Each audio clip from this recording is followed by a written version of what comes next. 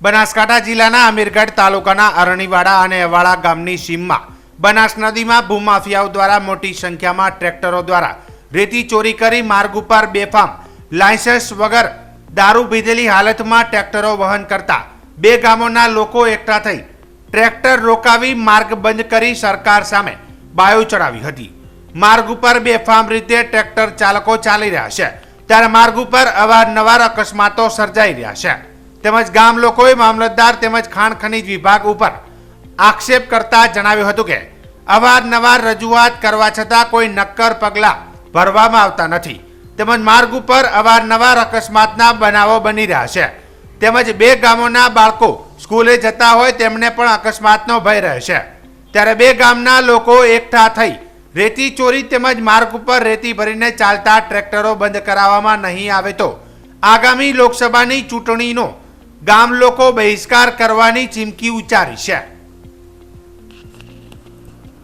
Okay, Iqbalgadh ખારા જતા road ઉપર જે અરવાળા અને અરણીવાડા બંને ગામ આવેલા છે, બંને ગામની સીમની અંદર બનાસ નદી ચાલી રહી છે। જે બનાસ નદીની અંદર જે ખનન થઈ રહ્યું છે છેલ્લા એક જ વર્ષથી, તો સરકારને ઘણી રજૂઆતો કરી, મામલતદારને રજૂઆતો કરી, ગામ લોકોએ પણ રજૂઆતો કરી, પણ હજી સુધી મામલતદારે કોઈ એક્શન મોડ લીધું નથી।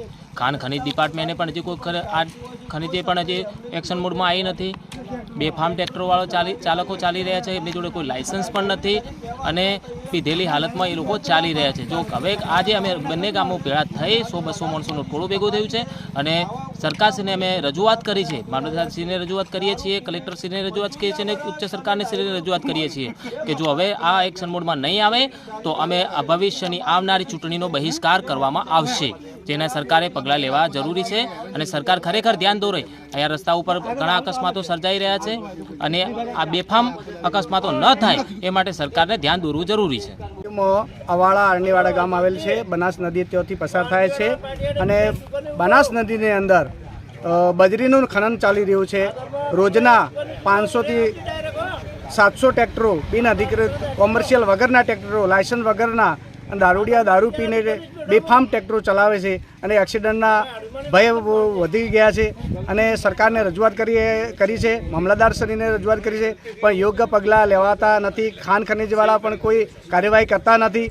એટલે જો આ સરકાર આ બાબતે કોઈ ધ્યાન ન આપે તો સંપૂર્ણ ચૂંટણીનો અમે બહિષ્કાર કરીશું।